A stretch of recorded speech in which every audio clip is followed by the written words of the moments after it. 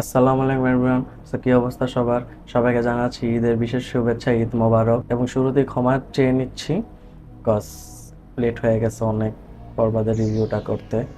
Anyway, আমি ঈদের second ডেতেই বরবাদ দেখে ফেলেছিলাম, বাট একটু ঘোরাঘুরিতে ব্যস্ত ছিলাম, তো যে কারণে আমার একটু রিভিউটা দিতে লেট হয়ে গেল।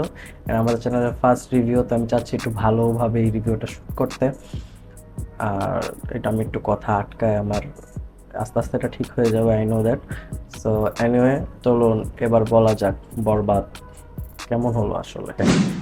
তো শুরুতেই বলতে গেলে বরবাদ ভাই মারাত্মক লেভেলের একটা সিনেমা হয়েছে। আমি গ্যারান্টিতে বলতে পারি বাংলাদেশে, গ্যারান্টি দেখি ভাই, আসলেই বাংলাদেশে এর আগে এরকম সিনেমা কখনো হয় নাই। আর ইন ফিউচারে আবারও হবে কি না আই ডোন্ট নো।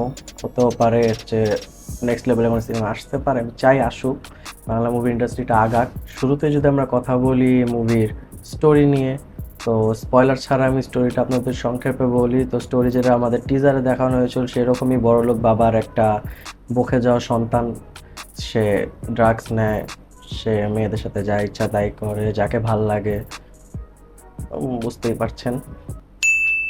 সো সে প্রেমে পড়ে যায় ইথিকা পালের, এবং তারপরে তার দুনিয়া কিভাবে চেঞ্জ হয়ে যায়, কি কি টার্ন অ্যান্ড টুইস্ট আসে গল্পে, সেটা জানার জন্য আপনাকে দেখে নিতে হবে বরবাদ। অ্যান্ড ভাই সিরিয়াসলি ভাই, বরবাদের টিকিট বর্তমানে পাওয়া হচ্ছে গিয়ে সোনার খনির মতো, কারণ সিনেপ্লেক্সে বর্তমানে একটা টিকিটও নাই।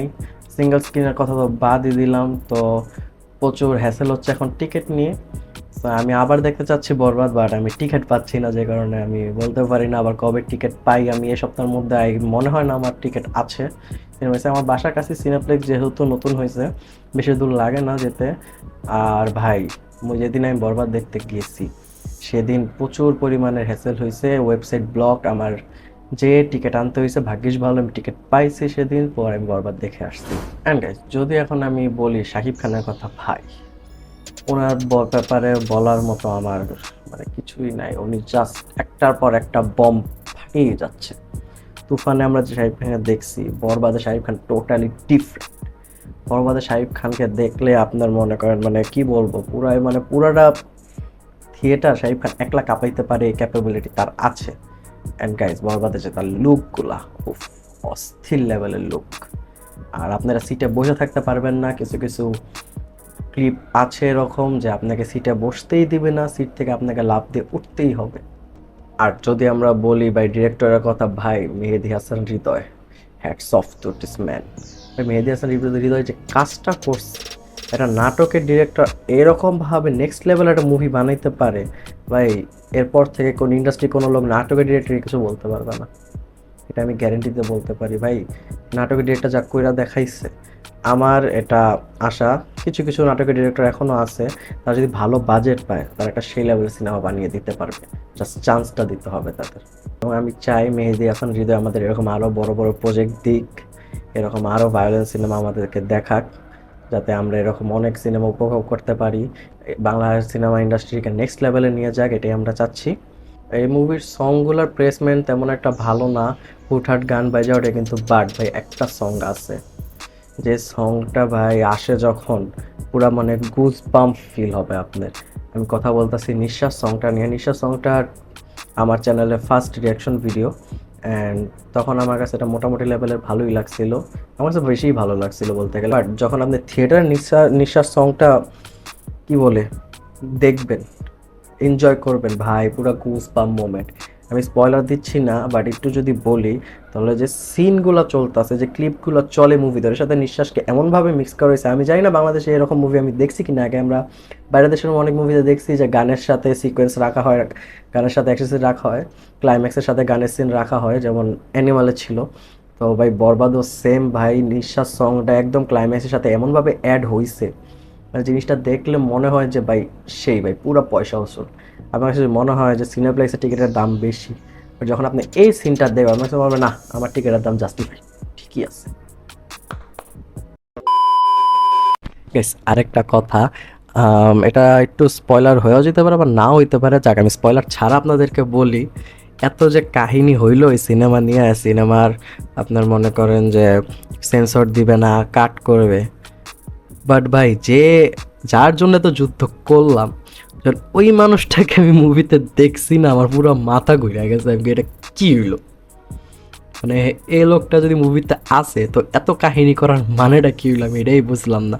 হয়তো বা তার সিন কম ছিল যে কারণে মনে হয় সে এই কাজটা করছে। ওকে, এবার আসা যাক সিনেমার ভায়োলেন্স নিয়ে। তো যে জিনিসটা আপনারা দেখতে যাচ্ছেন বরবাদ, সেই জিনিসটা আপনারা টোটাল এনজয় করেন বরবাদে। প্রত্যেকটা সিনে কিছু না কিছু সিন পরে ভায়োলেন্স রয়েছে, অ্যাকশন রয়েছে, মানে আপনাকে বোর হতে দিবে না। যদিও ফার্স্ট হাফটা একটু স্লোই মনে হয় আমার কাছে, বাট তাও ভাই বোর ফিল করবেন, একটু স্লো কিন্তু বোর ফিলিং দিবেন আপনাকে। এবং মুভির ড্রামাটিক্যাল পার্টে একটু ত্রুটি রয়েছে, ড্রামার বিল্ড আপটা ঠিকভাবে দিতে পারে নাই। কিন্তু ভাই যে ভায়োলেন্স দেখাইছে আমার কাছে মনে হয় এটা কোনো ইস্যুই না। অ্যান্ড গাইস, মুভিতে একটা সিন আছে, যে সিনটা দেখলে আপনারা জাস্ট অবাক হয়ে যাবেন যে সিনটা এমনভাবে না হয়েছে। বাট ওই সিনটার মধ্যে আসলে কেচিটা চালানো হয়েছে মেনলি, যে 10 সেকেন্ডটা কাট, এই জায়গার মধ্যে সিনটা কাট, তো আপনারা ঠিকভাবে এটা উপভোগ করতে পারবেন না, কিন্তু যতটুকু পাবেন আই গেস আপনারা উপভোগ করবেন। এবার আসা যাক যিশু সেনগুপ্তকে নিয়ে। ভাই এই মানুষটা মানে কি লেভেলে অ্যাক্টিং করতে পারে এটা আপনারা সবাই জানেন, আমরাও জানি। কিন্তু মুভিতে যেভাবে তাকে বিল্ড আপ দেওয়া হয়েছিল, ক্লাইম্যাক্সে তাকে খুব দুর্বল মনে হয়েছে আমার কাছে। আমি চাইছিলাম যিশু সেনগুপ্তের সাথে ক্ল্যাশটা আর একটু ভালো মতো হোক, বাট ওটা তেমন একটা জমে নেই আমার কাছে। বাট ক্লাইম্যাক্স অস্থির ছিল, বাট যিশু সেনগুপ্তের সাথে জাস্টিফাই হয় নাই আমার কাছে যা মনে হয়। এবার যদি বলি ইদিকা পালের কথা, ভাই উনি কলকাতার কোনো মুভি ডিজার্ভই করেন না। উনি বাংলাদেশের মুভি ডিজার্ভ করে, ওনাকে বাংলাদেশের ডিরেক্টরই ঠিকভাবে খাটাইতে পারে।